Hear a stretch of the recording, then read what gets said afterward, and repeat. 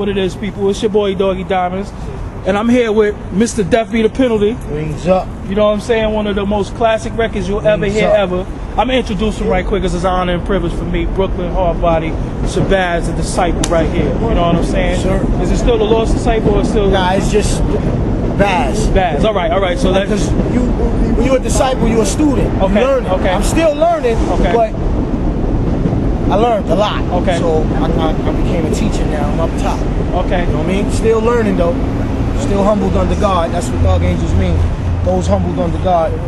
Still humble. So for you, I think my first introduction for you was The Diary of the Madman. Oh right? yeah. That was my first time here. The first time I ever witnessed. Yeah, exactly. The first time I ever seen you. See, we live in the street. That's how you know trucks going past and shit. You know they first single Grave Diggers, 1994. You know what I'm saying? Diary of a Madman. And I think a lot of people might have typecast you thinking that you was going to be a part of this horrorcore movie. Right. Like that. I mean, yeah, but at the same time, it wasn't time yet. Okay. So I was in the middle. I didn't have control over it. Okay. I just contributed something that spirited off. Okay. And it was really like RZA and Prince Paul, and they was already in with the movement. Okay. So whatever happened really happened with them. Okay. Why that movement didn't keep going.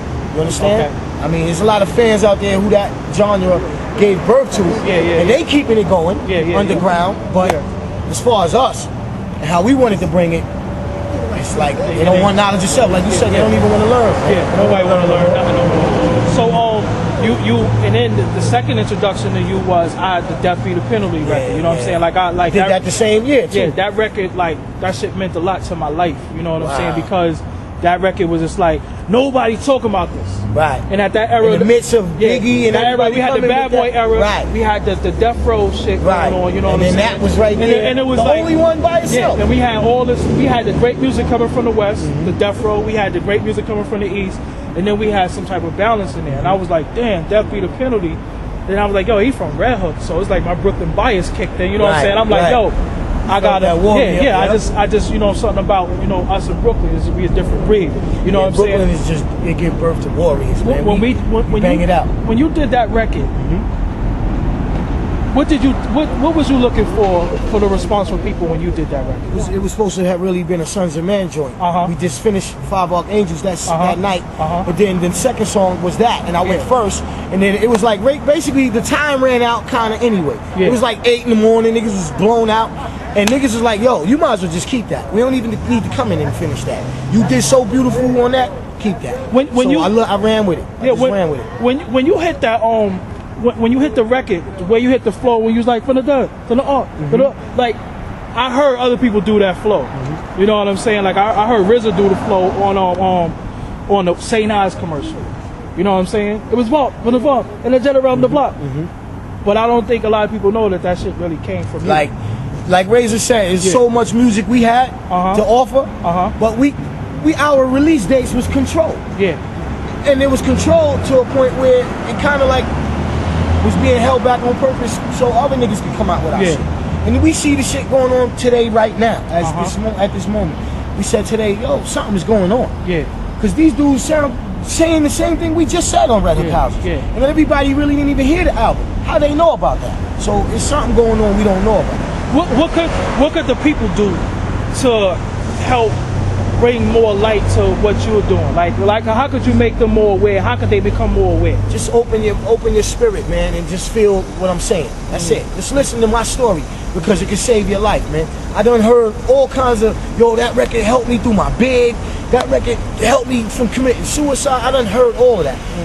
That's my intention when I sit down and write anything. Yeah. I want to share my experiences with you, because I done seen the same shit. I can curse, right? Hell yeah. I done seen the same shit as Jigga, 50, all of them. I know the same people they know on another level, right? So for them to get on the stage and glorify it, it's tricking the youth into thinking that's what you got to do. That's why the hood is fucked up. That's why niggas get evicted. That's why there's too many people addicted to drugs. That's why the hood is a wrap. We done. Niggas is up north, ain't never coming back. Niggas, everybody's dead. Niggas is in the mountains. They tricking y'all and sending y'all, rushing y'all to death and fill up the graves in the jails, man. So how could I can't sit here and exist and be alright with that. So how could you how could they look at you and understand without typecasting you? Because they gonna see the fronts, they gonna see the chain, they gonna see the rings, and they might automatically. I'm a BK nigga for life. We can knuckle up and all of that. But at the same time, I'm a real spiritual dude, like a warrior. I'm King David, man. You understand? He had to be the most. He had to be the most gangster, thugged out, illest nigga in the world to deal with the people he was around. Cause I know he was a hood nigga. But he was spiritual too. You understand? That's how you connect to the people you really trying to connect to. So what? Let me ask you, what keep you in this industry? Because I remember you. I don't care about the industry. No, I'm talking. Well, you know, it's a. What keeps you doing music? I love it. Okay, that's it. I'm a fan first, but today I ain't a fan. I'm a fan of Hellraiser. I'm a fan of Dog Angels. I like what we doing. I like a couple of dudes, but it ain't a lot. All of that, I could do all of that shit they doing too. You understand? But my job is not to glorify it, I horrify it. I'm gonna scare the shit out of you with the reality of that fucking projects I survived with no stab wounds or no bullet wounds. You understand? I ain't gotta get shot or nothing to fucking give you a jewel, man. I ain't gonna glorify my bullet wounds or none of that. I'm fucking hurting because I lost a lot of people, and we need to, you understand? So for the little dude right now, because you know how they is the internet, there's somebody right now saying, oh, the nigga always taking that shit. What you want to say to him? To tell you something, man, I've been down the road that you headed down, and if you don't listen to somebody, you done, son. You gotta have God. You understand? You gotta listen to the truth. Bottom line, if you fall for what's going on, so help you, man. It's like America to me. What they do is they glorify and tell you it's all right to do everything that God told you not to do. And that's where y'all wrong at. That's where your life is going to be messed up at. When you wrapped up and you ain't never coming home again, that's when you're going to understand where I was coming from.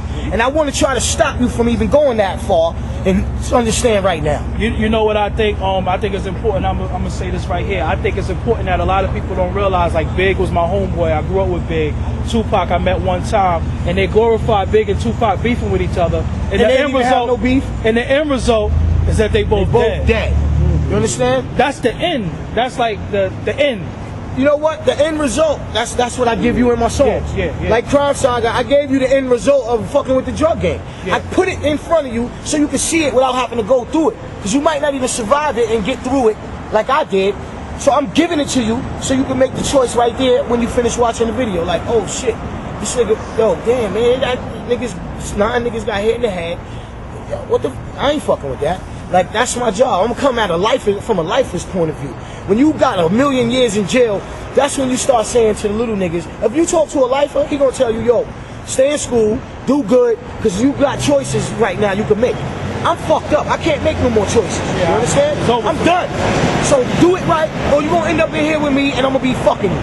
So without people getting a misconception of you, let them know you also have a good ass time and have fun too. Like, you party, you know what I'm saying? Let them know that. We have fun. We real. I'm regular. I'm human.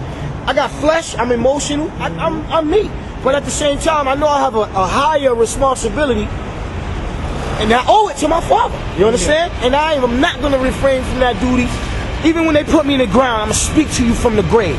Because it's in the seeds, and it's in a lot of people's spirit all around the world. Some of them don't pay homage, like Razor said. Only one did, Big Pun. That's it. Everybody else, all right, man. Go ahead and eat that. Because we're about to knock your head right off. You ain't even going to understand what happened. Let me ask you something. Do you feel like sometimes the hood is being patronized when, like, you have somebody, and I don't want to single him out, but I have to. You have somebody like Nas who had the title nigga, and you was thinking maybe this is it. He about to reveal what, because he got the high scale, and then it falls short. How you feel about that? It just shows you that real dudes are going to do real things and not what's for publicity.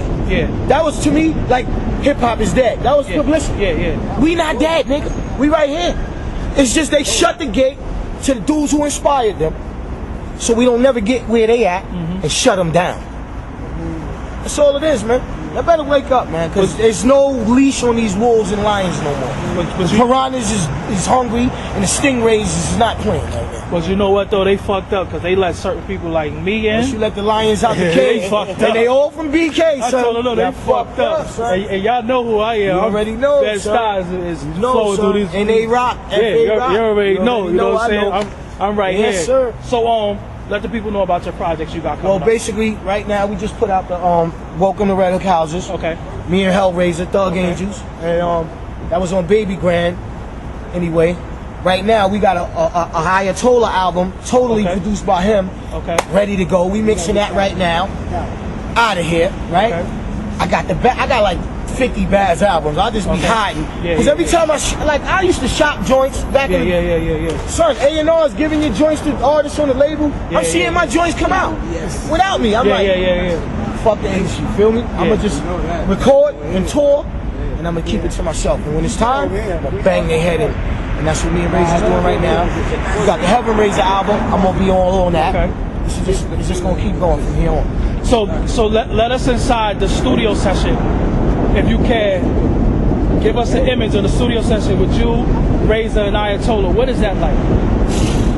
It's like being in the cockpit of the fucking, not even the mother plane, the father plane. It's a higher plane, the highest plane that exists. I feel so at where I belong. It feels like where I belong at. I've been searching all my life for that comfortable spot that I belong. When I know it's inside me, but I bumped into some dudes who share the same energy and the same spirit with me. I'm in heaven. That session is heaven, man. So if you had to co-sign somebody who that you see is really putting it down right now, somebody outside your crew in the game, who would you co-sign? Really?